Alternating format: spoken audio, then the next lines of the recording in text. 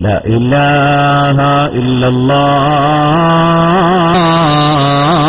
الله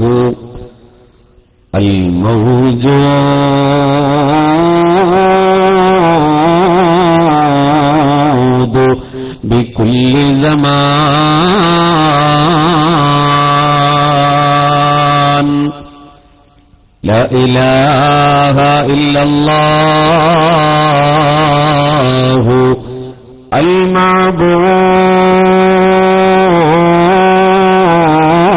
المعبود بكل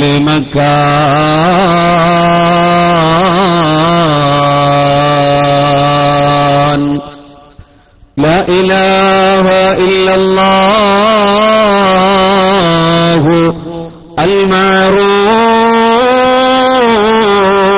المعروف بكل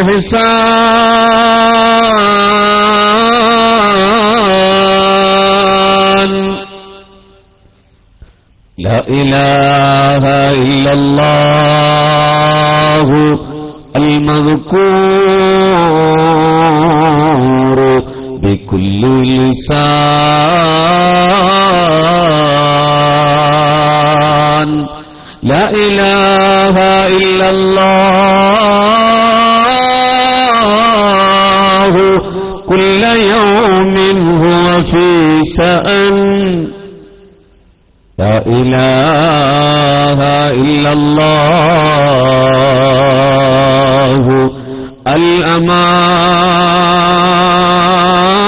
الأمان الأمان من زوال الإيمان ومن ظلم شيطان ومن شر الشيطان يا قديم الإحسان يا غفور يا غفار പാടിപ്പറഞ്ഞാൽ തീരുകില്ല ദീർഘം പരനെ അതല്ലേ നിന്റെ പുണ്യ സ്വർഗം തന്നെയില്ല റബ്ബേ കാണുവാനാ വീട് മണ്ണിയില്ല റബ്ബേ വാങ്ങുവാനാ വീട് കൊതിയുണ്ട് വല്ലാതെപ്പോഴും അതിനോട് അതിലേക്ക് നീ ഒരു പശു താമന്നാനേ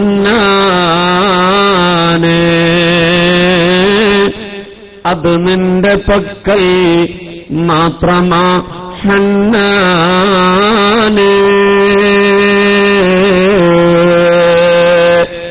വന്നെത്തി ഞങ്ങൾ പല വീട്ടിൽ നിന്നും ദുആഇനായി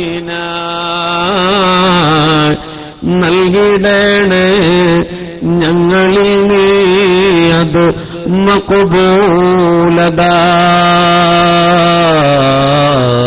മഖബൂലതായി ഒരുമിച്ച് കൂട്ട് ഞങ്ങളെ നീ മന്നവാ നാളെ നിന്റെ സ്വർഗലോകം തന്നില നഫസീൽ ഹൈ നഫസീൽ ഹൈ നമഹൽ സറാ തേരാ ഫർശ് ഹൈ വഹി ബൂരിയാ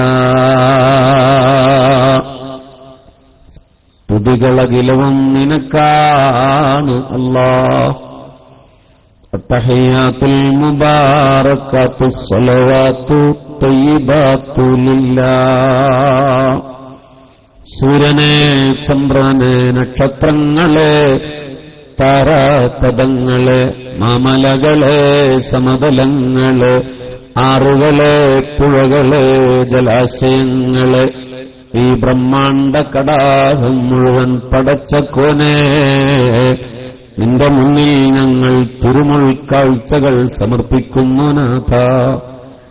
ഞങ്ങളുടെ മനസ്സിന്റെ മാണിക്യ കൊട്ടാരത്തിലെ രാജകുമാരൻ, കരളിന്റെ കഷ്ണമേ, 7200 മൈലുകൾക്കപ്പുറം പുണ്യമദീനയിൽ ഈ രാവിൽ പ്രകാശത്തിൽ കുളിച്ചു നിൽക്കുന്ന മസ്ജിദുൻ നബവിയുടെ വലത്ത് കിഴക്കേ മൂലയിൽ ഖുബ്ബത്തുൽ ഖദറാഇന്റെ താഴെ ഈ സദസ്സ് കാണുന്ന മുത്തേ മുഹമ്മദ് മുസ്തഫ സല്ലല്ലാഹു അലൈഹി, അല്ലാഹുവേ നിന്റെ കൃപ കടാക്ഷം മുത്തുനബിയിൽ ചൊരിയണമേ അല്ലാ.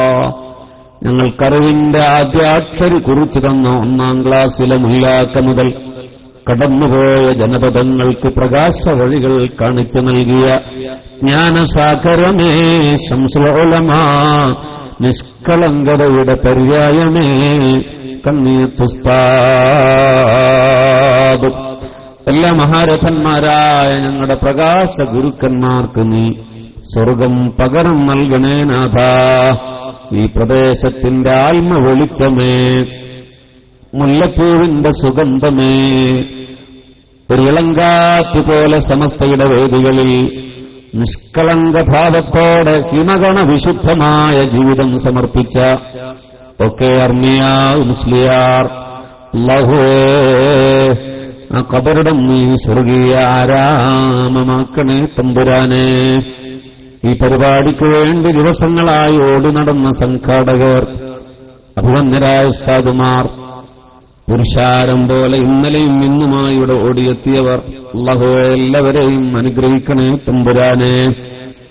കേരള ഇസ്ലാമിക് ക്ലാസ് റൂമിലൂടെ അഭിവന്ദരായ ജിഫ്രി തങ്ങളുടെ നേതൃത്വത്തിൽ ഈ ശബ്ദവും സാന്നിധ്യവും ഒട്ടേറെ ആളുകൾ വിദേശ രാജ്യങ്ങളിൽ കേട്ടുകൊണ്ടിരിക്കുന്നുണ്ട്. അല്ലാഹുവേ അവരുടെയൊക്കെ ജോലികളിൽ ബറക്കത്ത് നൽകണേ തമ്പുരാനെ. എല്ലാവർക്കും നീ സ്വർഗം സബബാക്കണേ അല്ലാ. ബഹുമാന്യരായ വേദിയിലിരിക്കുന്ന പ്രഗത്ഭരായ ഈ പരിപാടിയുടെ സംഘാടക സമിതി അംഗങ്ങളെ, അഭിവന്ദരായ ഗുരുശ്രേഷ്ഠന്മാരെ, മുഅ്മിനീങ്ങളെ, മുഅ്മിനാത്തുകളെ, പട്ടിക്കാട് ജാമിയ നൂരിയ അറബിക് കോളേജിന്റെ ചരിത്രം ഏറെ നിറഞ്ഞു നിന്ന ചീനിമരച്ചോട്ടിൽ ഒരു സായാഹ്നം. കോളേജിന്റെ വരാന്തയിൽ കയ്യിൽ ജപമണികളുമായി കാലം കണ്ട കാന്തദർശിയായ മഹാപണ്ഡിത പ്രതിഭ്രാശാലി ശംസുൽ ഉലമാ ഇരിക്കുകയാണ്. സായാഹ്നത്തിൽ കുട്ടികൾ കുളി കഴിഞ്ഞ് താന്താങ്ങളുടെ റൂമിലേക്ക് തിരിച്ചു മടങ്ങുകയാണ്. ആ സമയത്തൊക്കെയും ചുണ്ടിൽ ദിക്റിന്റെ മന്ത്രവുമായി കയ്യിൽ തസ്ബീഹ് മാലയുമായി ശംസുൽ ഉലമാ അവിടെ ഇരിക്കാറുണ്ട്. വെളുത്ത് അധികം ഉയരമില്ലാത്ത ഒരു കുട്ടി, ജാമിയയിൽ പഠിക്കുന്ന വിദ്യാർത്ഥി, അയാൾ കുളി കഴിഞ്ഞിട്ട് ഒരു തോർത്തുകൊണ്ടുകൊണ്ട് ശരീരം പുതച്ച് റൂമിലേക്ക് കയറാനിരിക്കെ ശംസുൽ ഉലമാ ആ വരാന്തയിലൂടെ ധൃതിപ്പെട്ടു നടന്നു. ചീനിമണൽ തണൽ വിരിച്ച ജാമിയയുടെ ക്യാമ്പസിലേക്ക് ഇറങ്ങി, മുറ്റത്തേക്കിറങ്ങി ആ കുട്ടിയുടെ മുന്നിൽ പോയി നിന്നു.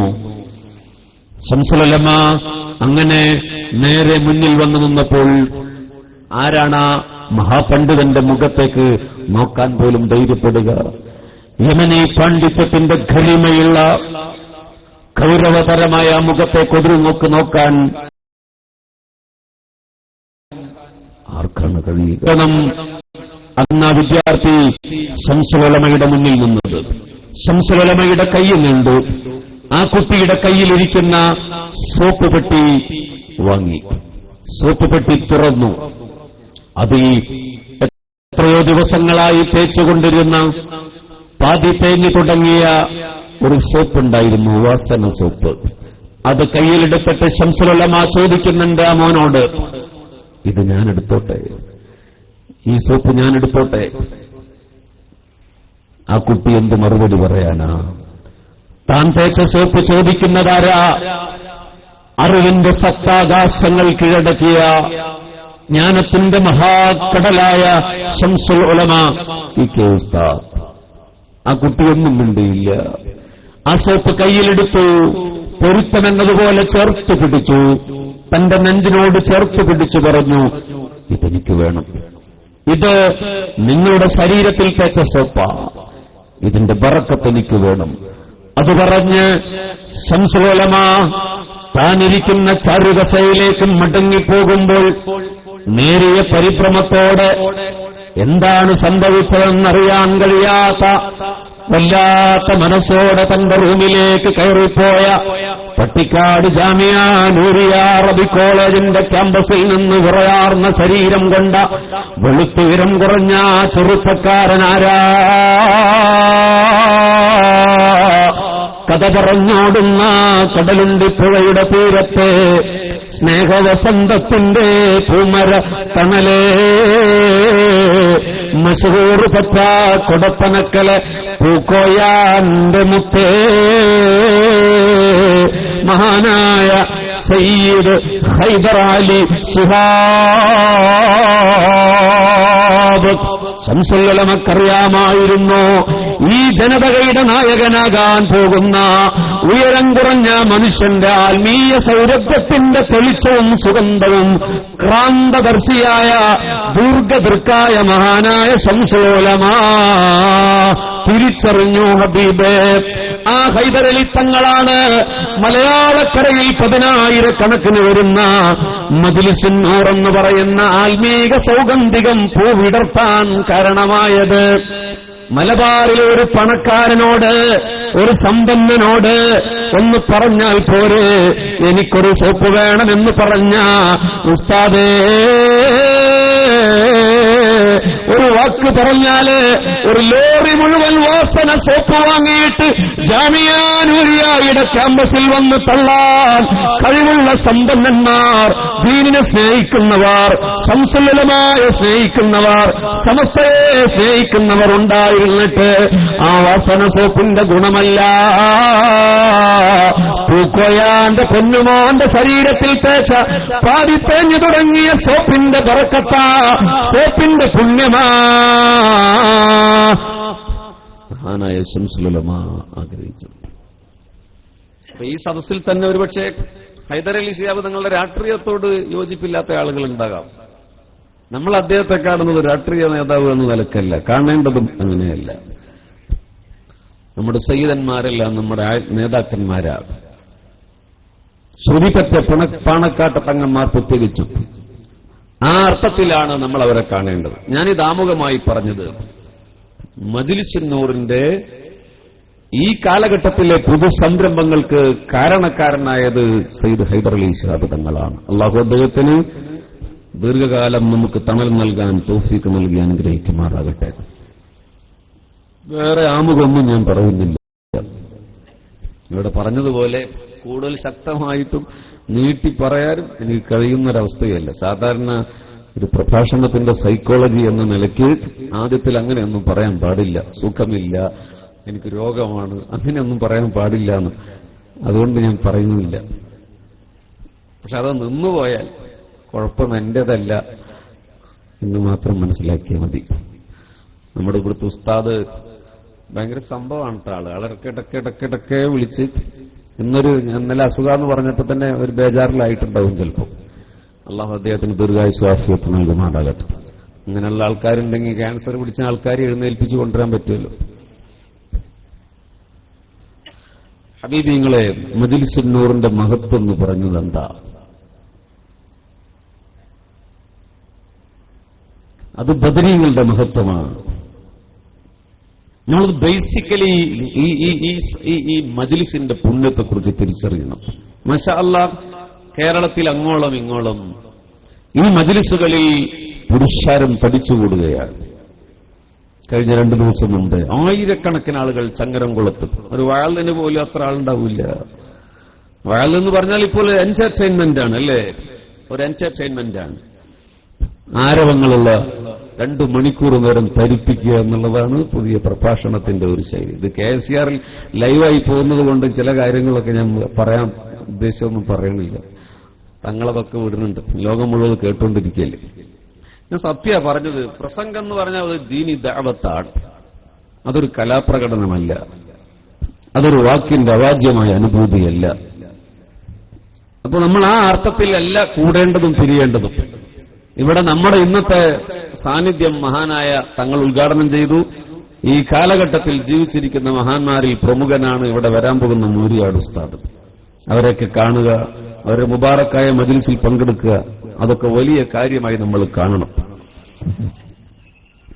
3 പതിറ്റാണ്ടുകൾക്ക് മുമ്പ് ഈ ശ്രാമ്പ്യ ബസാറിൽ നിന്ന് കൊണ്ടോട്ടിയിലേക്കൊരു സന്ധ്യാസമയത്ത് നിങ്ങൾ യാത്ര പോവുകയാണെങ്കിൽ, കൊണ്ടോട്ടിയിൽ നിന്ന് നിങ്ങൾ സാധനങ്ങൾ വാങ്ങി നിങ്ങളുടെ നാട്ടിലേക്ക് വരികയാണെങ്കിൽ, സന്ധ്യാംബരം ചമന്നു തുടങ്ങിയ സമയത്ത് ശരറാമ്പൽ വെളിച്ചത്തിലിരുന്ന് മിനിഞ്ഞു കത്തുന്ന മണ്ണെണ്ണ വിളക്കിന്റെ ഇത്തിരി വെട്ടത്തിലിരുന്ന് ഈ പ്രദേശത്തെ ഉമ്മമാരെ നമ്മൾ പാടിയൊരു പാട്ടിന്റെ ഈണമുണ്ട്. ദഹം മൗത്തത് കൂട്ടിടും ഇബ്ലീസ് കൂസിനെ കാട്ടിടും, നേരം ലൈനവനാട്ടുവാൻ ബദരിങ്ങളാ തുണ റബ്ബനാ എന്ന് മനോഹരമായി പാടിയ ഒരു കാലഘട്ടത്തിന്റെ നൊസ്റ്റാൾജിയ, ഗൃഹാതുരത്വമായ ഓരോർമ്മ നമ്മുടെയൊക്കെ നാടുകളിൽ നിലനിന്നില്ലേ പ്രിയപ്പെട്ടവരെ? ബദരീങ്ങളെ തവസ്സുൽ ചെയ്തിട്ട് മഹാമഹദീ നഫീസത്തുൽ മിസ്രിയായുടെ ഗാനമാലപിച്ചിട്ട് വിസ്മയും ഹംദും സലാത്തും നൽസലാമും മോദി ബില്ലി നഫീസത്തും മാല ഞാൻ തുടങ്ങിയിടുന്നേ. കസീദകളുടെ ഈണം മുഴങ്ങിയ, നസീദകളുടെ രാഗം മുഴങ്ങിയ, ബദറിന്റെ ഉറവിന്റെ പടപ്പാട്ടുകളുടെ പോർക്കളങ്ങളുടെ ഇതിഹാസ ചരിത്രം പാടിയ ഭൂതകാലം കടന്നുപോയില്ലേ പ്രിയപ്പെട്ടവരെ? അന്ന് വിദ്യാഭ്യാസപരമായി പിന്നിലായിട്ട്, സാമ്പത്തികമായി പിന്നിലായിട്ട്, ഗൾഫ് കുടിയേറ്റം ഇത്രമേൽ വ്യാപകമായി സംഭവിക്കാതിരുന്നിട്ട് കാർഷിക പണിയെടുത്തവര്, തകരച്ചെടി കൊണ്ടുവന്ന് കറിവെച്ച് കഴിച്ചവര്, മുളയുടെ പൂവ് കൊണ്ടുവന്ന് കഞ്ഞിവെച്ച് കുടിച്ചവര്, കർക്കടക സന്ധ്യകളിൽ മഴ പകർക്കുന്ന രാത്രികളിൽ ഓലമേഞ്ഞ വീടിന്റെ സുഷിരങ്ങളിലൂടെ വെള്ളമിറങ്ങുമ്പോ മാറിക്കിടക്കാൻ പോലും ഇടമില്ലാതെ പ്രയാസപ്പെട്ടവര്, പക്ഷേ മനസ്സിന്റെ ഉള്ളിൽ ശാന്തിയല്ലേ, ഹൃദയത്തിൽ സമാധാനമല്ലേ, റിലാക്സായ ഒരവസ്ഥയുണ്ടായില്ലേ? മനസ്സിലെന്തോരോ ആനന്ദമാ, മനസ്സിലെന്തോരോ ആഹ്ലാദമാ, പുഞ്ചിരിയുടെ മുഖങ്ങളല്ലേ ഗ്രാമങ്ങളിൽ നിറഞ്ഞു നിന്നത്. ഇന്ന് ഉത്തുംഗമായ ഭവനങ്ങളുണ്ടായി, രമ്യധർമ്മ്യങ്ങളുണ്ടായി. ഈ നാട്ടിലെ ഒരാളെങ്കിലും ഗൾഫിലില്ലാത്ത ഏത് വീടായി ശ്രാമ്പ്യ എന്ന് പറയുന്ന ഗ്രാമത്തിലുള്ളത് പ്രിയപ്പെട്ടവര്? എല്ലാ വീട്ടിലും സമ്പന്നന്മാരുണ്ട്, ഹയർ എഡ്യൂക്കേഷന് പഠിക്കുന്ന വിദ്യാർത്ഥികളുണ്ട്, MBAയും BBAയും കഴിഞ്ഞവരുണ്ട്, ഉദ്യോഗമണ്ഡലങ്ങളിൽ സമുദായത്തിന്റെ പ്രാതിനിധ്യമുണ്ട്. പക്ഷേ മുഖത്തവരുടെ ആഹ്ലാദം വിരിയുന്നത് പള്ളിയുടെ മുന്നിലൊന്ന് കണ്ടാല്, അത് കല്യാണ സദസ്സിലൊന്ന് കണ്ടുമുട്ടിയാല് കടല് ഒറ്റിയ കണ്ണല്ലേ കാണുന്നത്, കരിന്തിരി പുകയുന്ന കണ്ണല്ലേ കാണുന്നത്, മുഖത്ത് പ്രകാശമറ്റുപോയില്ലേ? ഫെയർലൗലി തേച്ച് വെളുപ്പിച്ച സൗന്ദര്യമല്ലായിരുന്നു പണ്ടുണ്ടായിരുന്നത്, ഹൃദയം പ്രകാശിച്ചതായിരുന്നു. ആത്മീയതയെ നെഞ്ചു ചേർത്ത് പിടിച്ചൊരു സമുദായത്തിന്റെ ഒരു കാലഘട്ടത്തിന്റെ ഇതിഹാസമാണത്. വഴിയിലെവിടെയോ വലിച്ചെറിഞ്ഞില്ലേ നമ്മള്?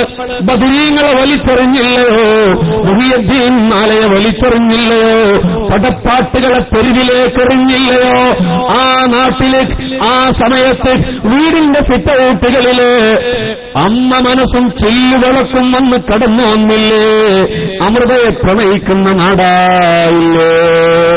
MAT മൂസയുടെ ആരവത്തിൽ ഒതുങ്ങിപ്പോയില്ലേ? ഇന്ന് കുത്തുബുൽ അഖ്താബ് എന്ന് പറഞ്ഞാൽ വിനോദ് കോവൂരായില്ലേ? തിരിയ അറിയാത്ത പോലെ ഇരിക്കണ്ട.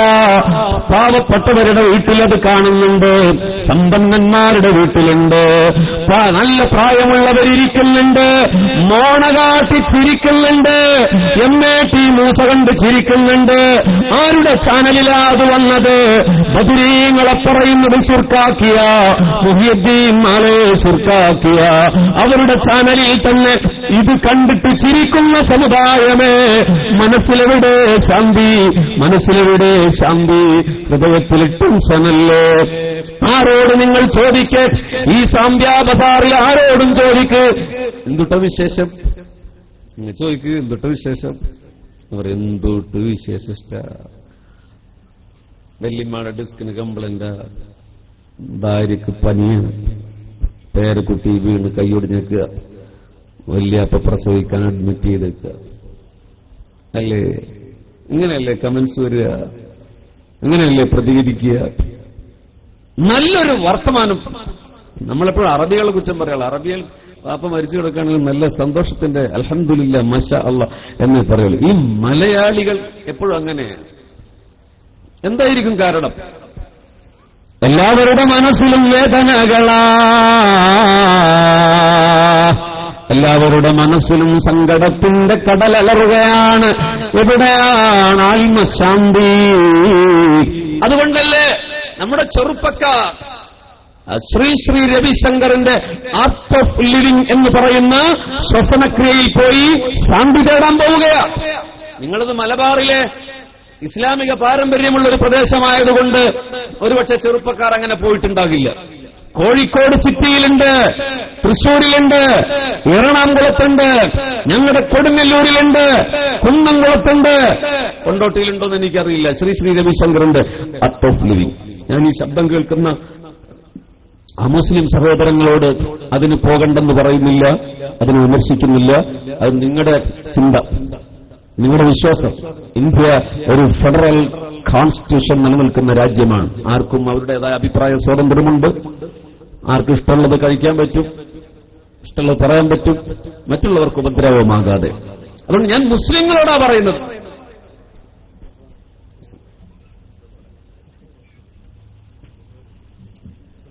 ലാ ഇലാഹ ഇല്ലല്ലാഹയിൽ വിശ്വസിക്കുന്ന മുസ്ലിമിനോടാ പറയുന്നത്. ആർട്ട് ഓഫ് ലിവിംഗിൽ പോയി ശാന്തി തേടുകയാ. അത് തൗഹീദിനെതിരല്ലേ, ശിർക്കല്ലേ ചെയ്യുന്നത്? ആരാണ് ഈ രവിശങ്കർ? സ്നേഹത്തിന്റെ പ്രവാചകനായി 42 ലോക രാജ്യങ്ങളിൽ ഏജൻസികളുള്ള, പ്രവർത്തകന്മാരുള്ള, അനുയായികളുള്ള ഈ മനുഷ്യൻ Hinduism and Islam the common thread എന്ന് പറയുന്ന ഒരു പുസ്തകം അദ്ദേഹത്തിന്റേതായുണ്ട്. Hinduism and Islam the common thread. അതിലദ്ദേഹം പറയുന്നത് ഹിന്ദു മതവും ഇസ്ലാം മതവും ഏകധാരയാണ് എന്ന്.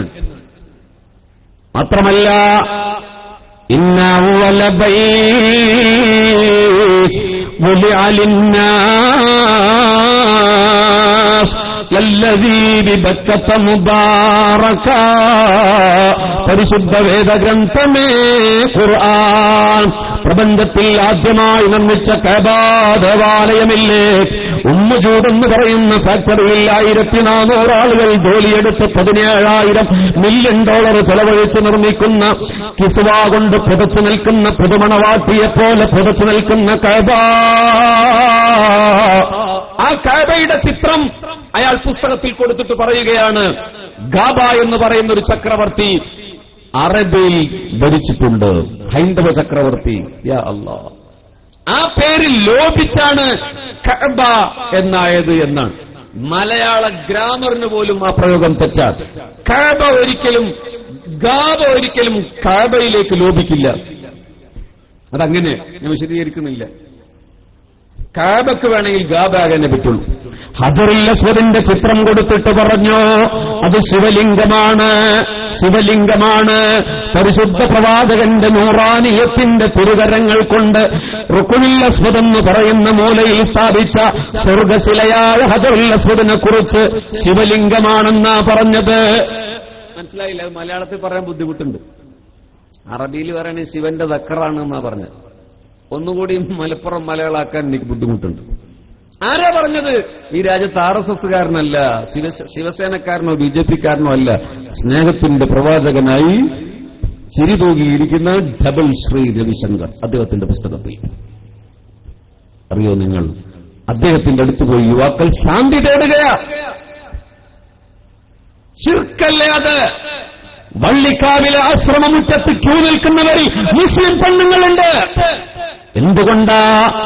എന്തുകൊണ്ടാണ് സമാധാനമില്ലാതെ ആളുകൾ അലയുകയാണ്? പ്രിയപ്പെട്ടവര്, ആത്മീയത വിപണന സാധ്യതയുള്ള കച്ചവട തന്ത്രമുള്ള ഒന്നാണെന്ന് തിരിച്ചറിഞ്ഞവർ എന്തുകൊണ്ട് യഥാർത്ഥ ആത്മീയത തിരിച്ചറിയാത്തതിന്റെ പേരിലാണ് ബദരീങ്ങളെ കയ്യെറിഞ്ഞപ്പോ,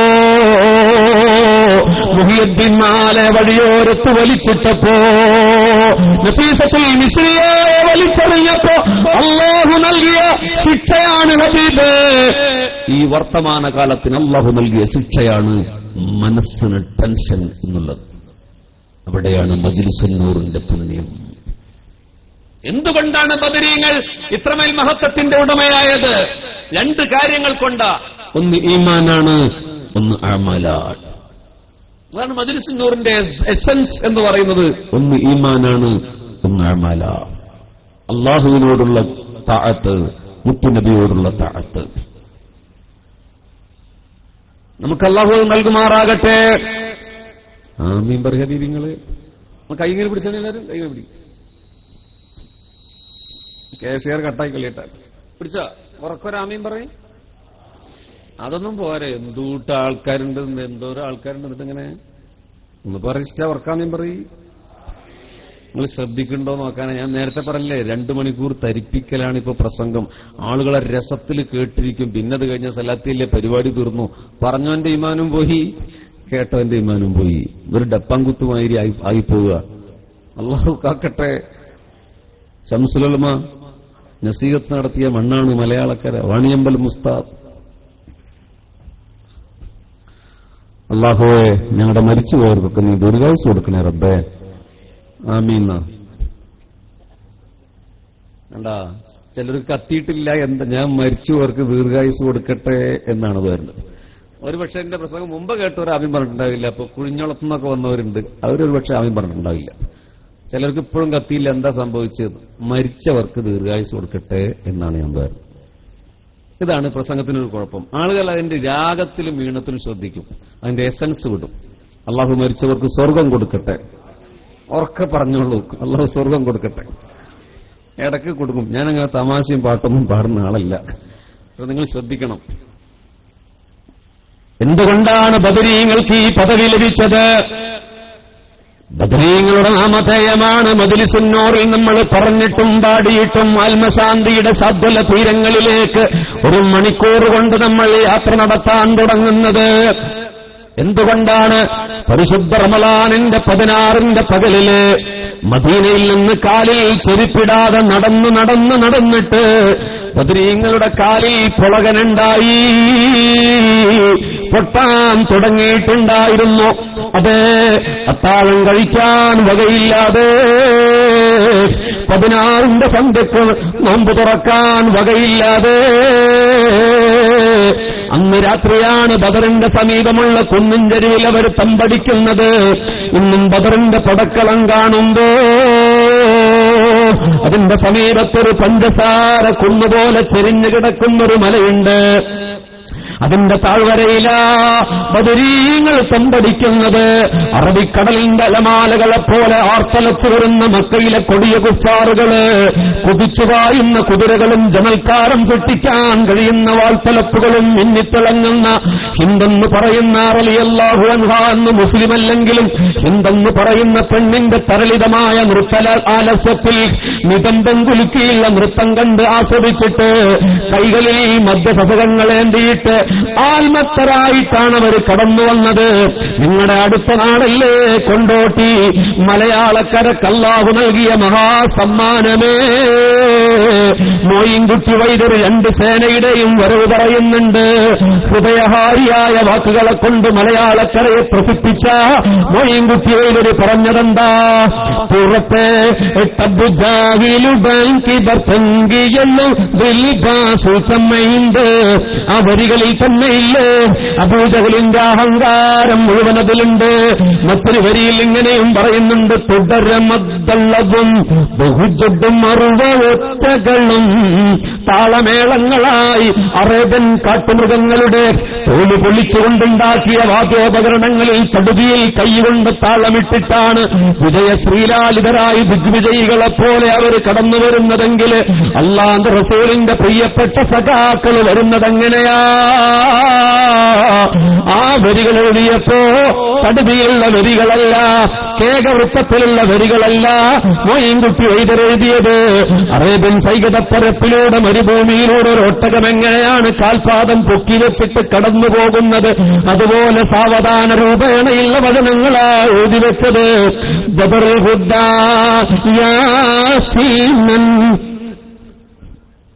പാടിക്കോളൂ.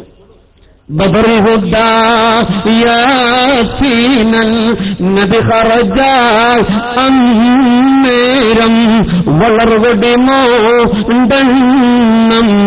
പിടയതിലുണ്ടൈ അബ്ബിയല്ല വർണ്ണമതാത്തിൽ രണ്ടും അസുവതുമാനേ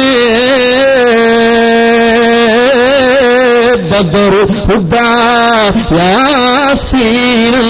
അതേ 14 രാവിലെ പൂർണ്ണചന്ദ്രന്റെ മുഖകമലത്തോടെ അല്ലാഹുവിന്റെ റസൂലും സഖാക്കളും വരുന്നത് 2 വെളുത്ത കൊടിയും 2 കറുത്ത കൊടിയും 1 വെളുത്ത കൊടിയും പിടിച്ചുകൊണ്ടാണ് കടന്നു വന്നത്. അന്ന് സന്ധ്യാന്തരം ചമന്നു തുടങ്ങി. രാവ് പകലിനോട് വിട പറയാൻ തുടങ്ങിയപ്പോ ക്ഷീണം കൊണ്ട് സഹാബത്ത് ഉറക്കിലേക്ക് വഴുതി വീണപ്പോ അല്ലാഹുവിന്റെ റസൂൽ സുജൂദിലല്ലേ? നമ്മുടെ മനസ്സിന്റെ മാണിക്യ കൊട്ടാരത്തിലെ രാജകുമാരൻ അവിടുത്തെ ഉത്തരീയ മതാ ബദറിന്റെ ഓരോരത്ത് വീണ് കിടക്കുകയാണ്. നിറഞ്ഞ കണ്ണുകളോടെ പരിശുദ്ധനായ തമ്പുരാനോട് പരാതി പറയുകയാണ്, നാഥാ, നാളെ ഈ സേനയെന്നോ സേനയോട് എതിരിടുമ്പോ ഈ 313 എന്ന് പറയുന്ന ന്യൂനപക്ഷം പരാജയപ്പെട്ടാൽ റബ്ബേ ലാ ഇലാഹ ഇല്ലല്ലാഹ് അൽ മൗജൂദ് ബികുല്ലി സമാൻ. കാലാതിവർത്തിയായ അമരനാഥമില്ലേ? സൂര്യചന്ദ്ര നക്ഷത്രഗോള താരപഥങ്ങൾ, മാമലകൾ, സമതലങ്ങൾ, ആറുകൾ, പുഴകൾ, ജലാശയങ്ങൾ, ഈ ബ്രഹ്മാണ്ഡ കടാകം മുഴുവൻ പറയുന്ന നാമമേ ലാ ഇലാഹ ഇല്ലല്ലാഹു അൽ മൗജൂദ് ബികുല്ലി സമാൻ.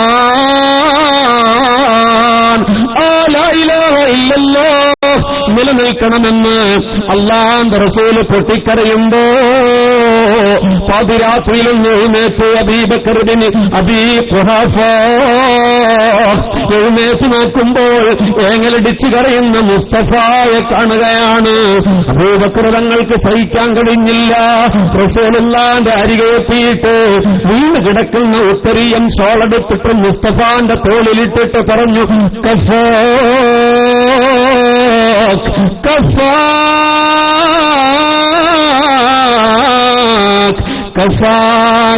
യാ റസൂലല്ലാഹ്. മതിയാക്ക് നബിയേ, നിർത്തൂ നബിയേ, കരച്ചിൽ നിർത്തൂ ഹബീബേ. എനിക്കിത് കാണാൻ വയ്യ ഹബീബ്, എനിക്കിത് ക്ഷമിക്കാൻ വയ്യ ഹബീബ്. അസ്ബിർ, നിർത്തൂ നബിയെ, എനിക്ക് ക്ഷമിക്കാൻ പറ്റുന്നില്ല. മുസ്തഫായ നബിയെ താങ്ങി എഴുന്നേറ്റപ്പോ റസൂലുള്ള പറയുന്നുണ്ട്, അബൂബക്കറേ, നാളെ ഉഷസ്സുണർന്നാൽ ബദറാണ് നടക്കാൻ പോകുന്നത്. അത് മുൻകഴിഞ്ഞ പ്രവാചകന്മാരുടെ അനുയായികളെല്ലാം നിർണായകമായ പ്രതിസന്ധി വേളകളിൽ അവരുടെ അനുയായികൾ അവരെ വിട്ടേച്ചു പോയിട്ടുണ്ട്. അബൂബക്കറേ, നാളെയെങ്ങാൻ നമ്മുടെ ഭാഗത്തുള്ളവരൊന്ന് ഒഴിഞ്ഞുപോയാൽ ആളുകൾ കുറവാണ്. പടച്ച തമ്പുരാന്റെ സഹായമല്ലാതെ ഭൗതികമായ സഹായങ്ങളില്ലാത്ത ഇത്തരമൊരു സന്ദർഭത്തിൽ പടച്ചവന്റെ തൗഫീക്കിന് വേണ്ടിയുള്ള ദ്വയാണെന്ന് അല്ലാഹുവിന്റെ റസൂൽ പറഞ്ഞൊരു രാവിനെ മറന്നുപോകല്ല. ഈ ദീനിനു വേണ്ടി പടവരുതിയിട്ട് പോർക്കളത്തിലെ ഇതിഹാസമായി ദിഗ്വിജയത്തിന്റെ സാക്ഷികളായ ബദരീങ്ങളുടെ നാമമാണത്. പിറ്റേന്ന് പുലർന്നപ്പോ രണ്ട് സേനയും മുഖാമുഖം നിൽക്കുകയാണ്. എന്റെ പ്രിയപ്പെട്ടവരെ, സ്പെയിനിന്റെ ഏതോ നഗരത്തിൽ ഐസിസ് എന്ന് പറയുന്ന കുരുത്തം കെട്ടവർ ഇസ്ലാമിന്റെ പേര് പറഞ്ഞ ആളുകളെ കൊന്നതുപോലെയുള്ള യുദ്ധമല്ല ഇത്. അത് നിരപരാധികളായി സ്വപ്നം കണ്ട് കടന്നു പോകുന്ന ട്രെയിനിൽ സഞ്ചരിക്കുന്നവരെ ബോംബ് വെച്ച് തകർക്കുന്ന കിരാതമായ ഭീകരതയുടെ യുദ്ധമല്ല ഇത്. അത് വടിവാൾ വീശിയിട്ട് രാത്രിയുടെ ഇരുളിൽ അന്യമതക്കാരനെ വെട്ടുന്ന ഭീകരവാദത്തിന്റെ യുദ്ധമല്ല ഇത്. ഫേസ് ടു ഫേസ് നേരെ നടക്കുന്ന യുദ്ധമാണ്. ബദരീങ്ങളെ കുറിച്ച് പറയുമ്പോൾ നമ്മൾ ഓർക്കണം, അടുത്ത വെള്ളിയാഴ്ച നമ്മുടെ ഇവിടുത്തെ ഉസ്താദ് പറയാ, നേരത്തെ ഞാൻ മഹത്വം പറഞ്ഞ ഉസ്താദ് ശിഹാബുദ്ദീൻ ദാരിമി പറയാ, അടുത്ത വെള്ളിയാഴ്ച ഇവിടെ ഒരു ബദർ നടക്കാൻ പോവാ. എവിടെ? നമ്മുടെ ബസാറിൽ. എല്ലാവരും വരണട്ടോ. നേരം വെളുത്തു വെള്ളിയാഴ്ച 10 മണിയായി, ആരുമില്ല പള്ളിയുടെ മുമ്പിൽ. 12 മണിയായി, ആളില്ല. എല്ലാവരും മൊബൈലിലേക്കും വിളിച്ചു, കംപ്ലീറ്റ് മൊബൈൽ ഔട്ട് ഓഫ് റേഞ്ചാ, സ്വിച്ച് ഓഫാ, ആരുമില്ല. ചിലർ ഭാര്യ വീട്ടിലേക്ക് പോയേക്കുന്നത് അറിയണം. റമദാൻ 17 ബിരിയാണി തിന്നുമ്പോഴൊക്കെ നമ്മൾ ഓർക്കേണ്ട ഒരു കാര്യമാണ്. തിന്നാത്തവരും ഓർക്കണം എന്താണ് ബദരീങ്ങളുടെ പുണ്യം. മജ്‌ലിസുന്നൂറിൽ ഇരിക്കുമ്പോഴും അറിയണം, ഈ സദസ്സിൽ ഇപ്പോഴും ഇരിക്കുമ്പോഴും ഓർക്കണം. ഇത് ചുമ്മാ ഒരു യുദ്ധമല്ല. ആർക്കും പറ്റും വടിവാളുകൊണ്ട് ആരെയും വെട്ടാൻ, അല്ലേ? അതാണ് ഇപ്പൊ ചില ചെറുപ്പക്കാരൊക്കെ വിചാരിച്ച് അങ്ങനെയൊക്കെ ചെയ്താൽ മതി. ഞാനിത് പറയുമ്പോൾ എന്റെ അമുസ്ലിം സഹോദരങ്ങൾ ഒരു സെക്കൻഡ് പോലും പേടിക്കേണ്ടതില്ല. എന്തുകൊണ്ടെന്നാൽ ബദർ ഒരു ധർമ്മയുദ്ധമായിരുന്നു. ഞാൻ ഇടയിലൊന്ന് അവർക്ക് വേണ്ടി പറയട്ടെ. എല്ലാ സമൂഹത്തിലും എല്ലാ നാടുകളിലും ധാർമ്മികമായ യുദ്ധങ്ങൾ ഉണ്ടായിട്ടുണ്ട്. അപ്പൊ നമ്മളിപ്പോ ഈ വയല് കേട്ട് പഠിച്ചോനെ യുദ്ധമാണല്ലോ പറയണത് കരുതി പേടിക്കേണ്ട. കുരുക്ഷേത്ര യുദ്ധം ഹൈന്ദവ പുരാണ ഇതിഹാസത്തിലെ അറിയപ്പെട്ട യുദ്ധമല്ലേ? പാണ്ഡവരും കൗരവരും തമ്മിൽ ഏറ്റുമുട്ടിയില്ലേ? പാണ്ഡവരെ നയിക്കുന്ന ശ്രീകൃഷ്ണൻ പേര് തെളിച്ചുകൊണ്ടിരിക്കുമ്പോൾ അർജുനന്റെ കയ്യിൽ നിന്ന് വാള് താഴെ വീണു പോയില്ലേ? അർജുനനോട് ശ്രീകൃഷ്ണൻ ചോദിക്കുന്നുണ്ട്, എന്തേ തളർന്നു പോയത്? യുദ്ധത്തിന്റെ ശംഖനാദം മുഴങ്ങാനിരിക്കുമ്പോൾ എന്തിനാ നിങ്ങൾ തളർന്നു പോകുന്നത്? അവിടെ മുസ്ലിങ്ങളില്ലേ, ഈ നാട്ടിലില്ലേ? അപ്പൊ പ്രസംഗം കേൾക്കണില്ലേ? അവർക്ക് വേണ്ടിയിട്ടാ പറഞ്ഞു. നമ്മളൊക്കെ സ്നേഹിക്കുന്ന ആൾക്കാരാണല്ലോ. അപ്പോൾ അർജുനൻ ചോദിച്ചു, അല്ലയോ മാധവ, ആരുടെ കഴുത്തിലേക്കാണ് ഞാൻ ഈ വാള് വീശേണ്ടത്? ആരുടെ കഴുത്താണ് ഞാൻ മുറിക്കേണ്ടത്? എന്റെ ഗുരുശ്രേഷ്ഠം, എന്റെ ബന്ധുമിത്രാദികൾ, എന്റെ സ്നേഹജനങ്ങൾ, അവരെയാണോ കൊല്ലേണ്ടത്? അത് പറഞ്ഞപ്പോഴാണ് ശ്രീകൃഷ്ണന്റെ നാവിൻ തുമ്പിലൂടെ ആത്മപീയൂഷം പോലെ ഭഗവത്ഗീതയുടെ ആദ്യ ശ്ലോകധാരകൾ പെയ്തിറങ്ങുന്നത്. യുദ്ധക്കളത്തിൽ യഥാ ധർമ്മസ്യ ഗ്ലാനിർഭവതി ഭാരത അഭ്യുത്ഥാനമധർമ്മസ്യ തദത്മനം സൃജാമ്യഹം വിനാശായ ചതുഷ്കൃതം ധർമ്മസംസ്ഥാപനാർത്ഥായ സംഭവാമി യുഗേ യുഗേ. അർജുന, ഇത് മനുഷ്യനെ കൊല്ലാനുള്ള യുദ്ധമല്ല, വെറുതെ കൊല്ലാനുള്ള യുദ്ധമല്ല. ഇത് നന്മയ്ക്ക് വേണ്ടിയുള്ള യുദ്ധമാ, തിന്മക്കെതിരെ. ഇത് വെളിച്ചത്തിന്റെ പ്രോദ്ഘാടനത്തിന് വേണ്ടിയുള്ള യുദ്ധമാ, ഇരുട്ടിന്റെ താപത്തിനെതിരെ. ഇത് നന്മയുടെ വിജയത്തിനാ, തിന്മയുടെ പരാജയത്തിനാ. ഇത് സത്യത്തിന്റെ പ്രോദ്ഘാടനത്തിനാ, ഇത് അസത്യത്തിന്റെ പരാജയത്തിന്റെ പടുകുഴിക്ക. അതുകൊണ്ട് വാളെടുക്ക് എന്ന് പറഞ്ഞപ്പോഴാണ് അർജുനൻ വാളെടുത്തത്. എന്നിട്ട് ശ്രീകൃഷ്ണൻ എങ്ങനെ കൂടി പറഞ്ഞു വെച്ചിട്ടുണ്ട്, ധർമ്മ സംസ്ഥാപനാർത്ഥായ സംഭവാമി യുഗേ യുഗേ. ഞാൻ ധർമ്മത്തിന്റെ സംസ്ഥാപനത്തിന് ഇനിയും വരും. അവരോട് ചോദിക്കേ, വരാഹമായി, മത്സ്യമായി, കൂർമ്മമായി, നരസിംഹമായി 10 അവതാരങ്ങളുണ്ട്. ഇനി കൽക്കിയെ അവർ കാത്തിരിക്കുന്നുണ്ട്. പക്ഷെ അവരോട് ഞാൻ പറയുന്നു, പ്രേത്രായുഗത്തിൽ കൽക്കി വന്നുപോയിട്ടുണ്ട്. ഏകസ്മിന്നന്തരേ മ്ലേച്ഛ ആചാരണ്യ സമന്വിതം മഹാമത ഇതിഖ്യാത ശിഷ്യശാഖ സമന്വിതം ഖുറൈശി ഭവിഷ്യതി മരുസ്ഥല നിവാസിനം ലിംഗച്ഛേദീശികാഹീന ശ്മശ്രുതാരി സതൂഷക. ഖുറൈശി വംശത്തില് മരുഭൂമിയില്ല പ്രവാചകൻ കടന്നുവരും, ലിംഗം മുറിച്ചു മാറ്റും, അവർ കുടുമ വെക്കില്ല, അവർ താടി വെക്കുന്ന ആളുകളാണ്. ശ്മശ്രു താരി സദൂഷക. പ്രേത്രായുഗം എന്ന് പറയുന്നത് 6-ാം നൂറ്റാണ്ടാണെങ്കിൽ നിങ്ങൾക്ക് തെറ്റുപറ്റി കാത്തിരിക്കണ്ട, അത് വന്നുപോയി. അത് അവതാരമായിട്ടല്ല, ആ നല്ല മനുഷ്യൻ മുഹമ്മദുർ റസൂലുള്ളാഹ്. അതുകൊണ്ട് ഇനി ലാ ഇലാഹ ഇല്ലല്ലാഹ് ചൊല്ലി മുസ്ലിം ആവുന്നത് നന്നായിരിക്കും, നിർബന്ധമൊന്നുമില്ല. ലാ ഇക്റാഹ ഫിദ്ദീൻ. ഞാൻ പറഞ്ഞത് അപ്പൊ യുദ്ധം എല്ലാ സമുദായത്തിലുണ്ടായിട്ടില്ലേ? ബദർ കേട്ട് പേടിക്കണ്ട. ബദറിന്റെ പ്രഭാതമുണരുകയാണ്. ഫേസ് ടു ഫേസ്, മുഖാമുഖം നിൽക്കുകയാണ് രണ്ട് സേന. മദീനക്കാരായ 3 സഹാബിവര്യന്മാർ മുന്നിലേക്ക് ഇറങ്ങുകയാണ്. അത് കണ്ടപ്പോ അബൂജഹൽ പറഞ്ഞു, വേണ്ട മുഹമ്മദേ, ആദ്യം ഞങ്ങൾക്ക് വേണ്ടത് മക്കക്കാരെയാണ്, മദീനക്കാരെ രണ്ടാമത് മതി. ആദ്യം ഞങ്ങളുടെ നാട്ടുകാരെ വിട്. ഞങ്ങളെ അപമാനിച്ച, ഞങ്ങളുടെ നാട്ടിൽ നിന്ന് മദീനയിലേക്ക് ഞങ്ങളെയൊക്കെ ഉപേക്ഷിച്ചു വന്ന ആളുകളില്ലേ നിന്റെ കൂടെ, അവരെ ആദ്യം വിട്. മുഹാജിറുണ്ട് വാക്കു കേട്ട് മുഞ്ചി 3 സിംഹരാം, മുന്നിലെ ഉബൈദത്തും പിൻ ഹംസത്തും ഖൈദറാ. മുഹാജിറുണ്ട് വാക്കു കേട്ട് മുഞ്ചി 3 സിംഹരാ. മുഹാജിറുകളെ വേണമെന്ന് പറഞ്ഞപ്പോ 3 ആളുകൾ ഇതാ വരികയാണ്. ഒന്നാരാ? അല്ലാഹുവിന്റെ റസൂലിന്റെ കൊച്ചാപ്പയില്ലേ, അറേബ്യൻ അയോധനകലയുടെ രാജാ ഹംസത്തുൽ കർറാർ. ഒന്നാരാ?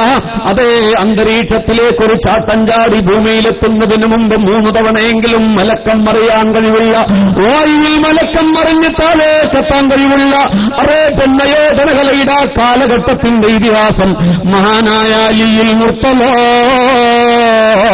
റളിയല്ലാഹു അൻഹു. ഒന്ന് മഹാനായ അബൂ ഉബൈദ റളിയല്ലാഹു അൻഹു. റളിയല്ലാഹു അൻഹു വറിസ്റ്റ് എന്തുട്ടാണ് ഇങ്ങനെ ഇരിക്കുന്നത്?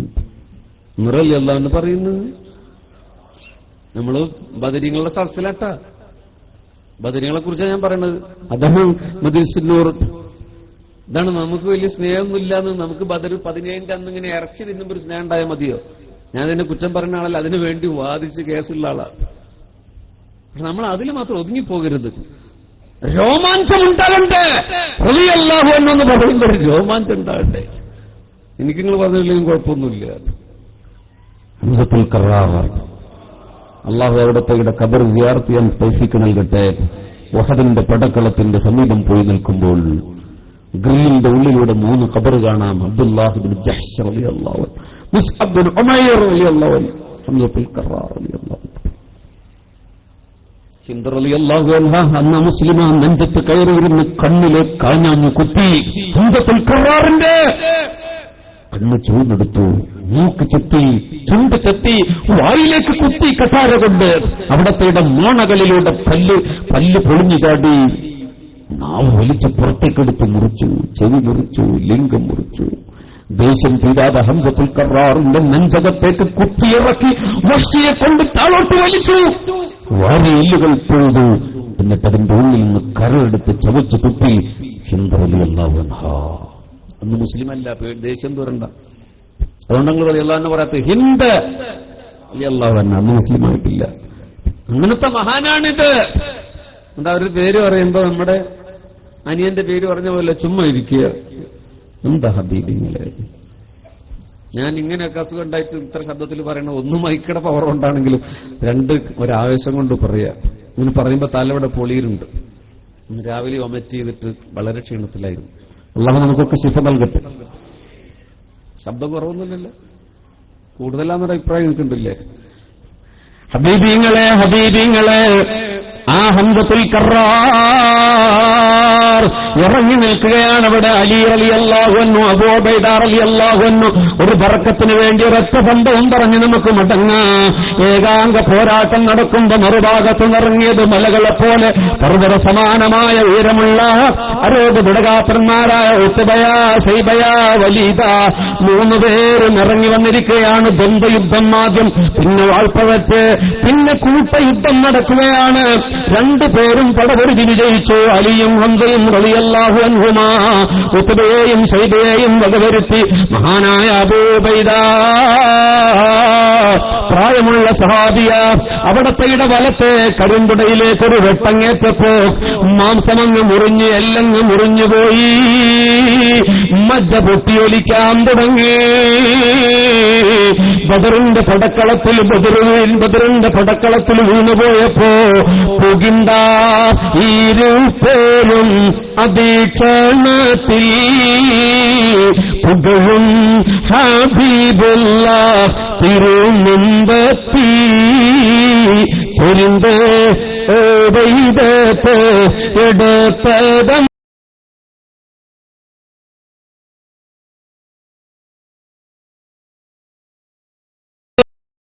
അബൂ ഉബൈദ വേദന കൊണ്ട് സഹിക്കാൻ വയ്യല്ലേ? വേദന കഠിനമാണോ? അല്ലാഹുവിന്റെ റസൂലിന്റെ മുഖത്ത് നോക്കിയിട്ട് അബൂ ഉബൈദ റളിയല്ലാഹു അൻഹു പറഞ്ഞു, അല്ല യാ റസൂലല്ലാഹ്, വേദനയല്ല ഹബീബേ, വേദനയല്ല റസൂലേ, വെഞ്ച കളം വീട്ട് പിരിന്തോന ഉളിപേ ഷഹീദാമോ അന പൊന്മാനേ. ഇവിടെയാണ് ഓർക്കേണ്ടത്. മജ്‌ലിസുന്നൂറിൽ പഠിച്ചുകൂടുന്നവരെ, വാർഷിക പരിപാടിക്ക് ഒരുമിച്ചുകൂടിയവരെ, പരിശുദ്ധ റമളാനിൽ ബദരീങ്ങൾക്ക് വേണ്ടി നമ്മൾ ഓർമ്മിക്കാൻ ഒരുമിച്ച് കൂടുന്നവരെ, ഞാനും നിങ്ങളും ഓർക്കേണ്ട ഒരു വർത്തമാനമാണ്. എന്താ അബൂ ഉബൈദ പറഞ്ഞത്? വെഞ്ചക്കള്ളം വിട്ട് പിരിന്തോ ഞാനേ വിളിവേർ ചെയ്താമോ അന പൊന്മാനേ.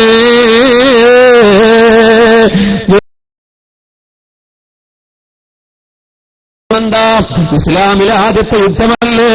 പ്രവാചക കാലഘട്ടത്തിലെ ആദ്യത്തെ യുദ്ധമല്ലേ? മുസ്തഫാന്റെ കാലത്തെ ആദ്യത്തെ യുദ്ധമല്ലേ? അതുകൊണ്ടാണ് ആ സംശയത്തിന്റെ ചോദ്യം. യാ റസൂലല്ലാഹ്, കളത്തിന് പുറത്താണ് ഇപ്പോൾ ഞാനിപ്പോ മരിച്ചുപോയാൽ, രക്തം വാർന്നു മരിച്ചുപോയാൽ എനിക്ക് ശുഹദാവിന്റെ കൂലി കിട്ടുമോ? സ്വർഗത്തിലെ പച്ചപ്പനന്തത്തയെ പോലെ പറന്നു നടക്കുന്ന ഷഹീദിന്റെ കൂലി നഷ്ടപ്പെടുമെന്ന് പോകുമെന്ന സങ്കടത്താലാ പറഞ്ഞു ചോദിക്കുന്നത്. നമ്മളെ കഴിഞ്ഞ വെള്ളിയാഴ്ച വിളിച്ചപ്പോ ഭാര്യ വീട്ടിലേക്ക് പോയി എന്ന് ഞാൻ പറഞ്ഞില്ലേ? ഇവിടെ ആ മനുഷ്യൻ പറയുന്നത് എനിക്ക് കൂലി കിട്ടണം, അത് കിട്ടുമോ എന്നുള്ള സങ്കടത്താലാ കരയുന്നത്, അല്ലാതെ വേദന കൊണ്ടല്ല. പൊൻ ചമ്പക പൂച്ചുണ്ടൻ കീയുമ്മീ മുസ്തഫായ നബിയത ഹിമഗണങ്ങൾ വീണുണരുന്ന പ്രസന്ന പ്രഭാതങ്ങളിൽ ഇതിൽ വിളർത്തുന്ന റൈഹാൻ ഭൂമിതൽ പോലെ മനോഹരമായി പുഞ്ചിരി തൂകിക്കൊണ്ട് അബൂ ഉബൈദയോട് പറയുകയാണ്, പൊന്നുമോനെ അബൂ ഉബൈദ, ചഞ്ചൽ പാലേലോത്ത ശഹീദാകും നീ, ചഞ്ചൽ ഫലേലോത്ത ശഹീദാകും നീ, നിനക്ക് ഷഹീദിന്റെ കൂലിയുണ്ട് അബൂ ഉബൈദ. റസൂലുള്ളാഹിന്റെ ചുണ്ടിൽ നിന്നത് കേട്ടപ്പോ കരഞ്ഞോണ്ടിരുന്ന അബൂ ഉബൈദയുടെ മുഖമതാ പ്രകാശിക്കുകയാണ്. ആ ചുണ്ടുകളിലതാ പുഞ്ചിരി വിടരുകയാണ്. ആ ചുണ്ടുകളിലതാ ഒരു പാട്ടിന്റെ ഈണം കടന്നു വരികയാണ്.